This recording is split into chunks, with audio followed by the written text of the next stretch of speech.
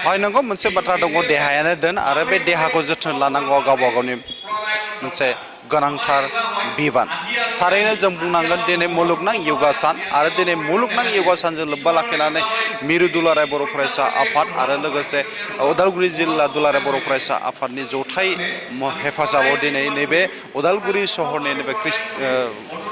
बिष्णु राभा कृष्टि संघ नब्लाङाव दिनै जि फुंबिलि समनिफ्रायनो बेयाव योगासन हाबाफारि लानायखौ जोङो बे समाव जों नुनो मोननाय जादों आरो जों बुंनांगोन नैबे समाव आंनि केमेरा पार्सन बिथाङा नोंथांमोननो दिन्थिदों जिहेतु बेयाव उदालगुरि जिल्लानि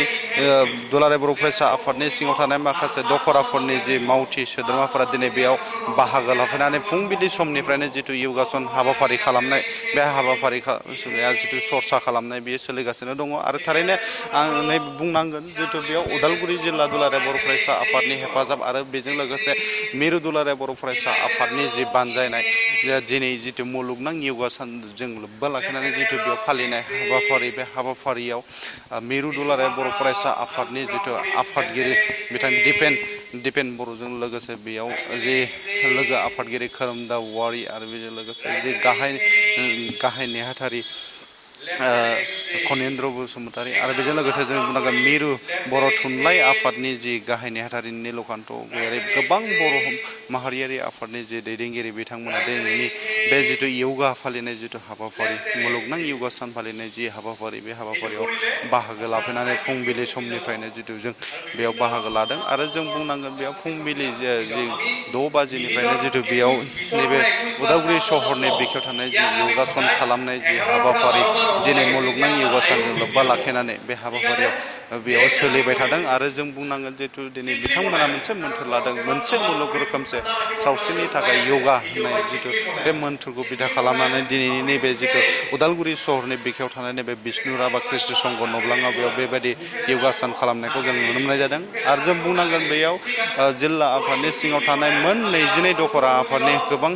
जिथु आफादगिरि नेहाथारिनिफ्राय लानानै जिथु गोबां दैदेनगिरि आरो उदालगुरि जिल्ला दुलाराय बर' फरायसा आफादनि गोबां जिथु मावथि बिथांमोना बे दिनैनि जिथु योगा सान खालामनाय बेयाव योगासन खालामनाय हाबाफारियाव बाहागो लानायखौ जोङो नुनो मोनबाय थानाय जादों।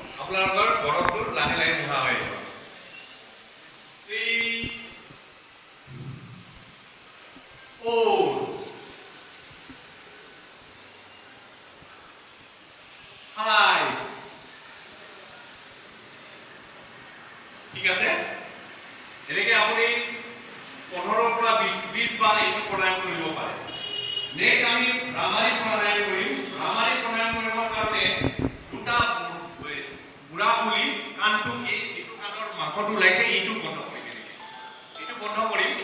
আৰু দুটা হাতখন চকুৰ ওপৰত ৰাখিব জোৰ দি দিব এনে ৰাখক চকুৰ ওপৰত এতিয়া আপোনালোকে কেনেকৈ কৰিব জাস্ট উশাহ ল'ব এনেকৈ উশাহ ল'ব লৈ গলৰ পৰা ঘৰখনৰ শব্দ এটা ওলিব এনেকৈ উশাহ এৰি থাকিব মুখখন বন্ধ কৰি কণ্ঠত ভাইব্ৰেট কৰিব ঠিক আছে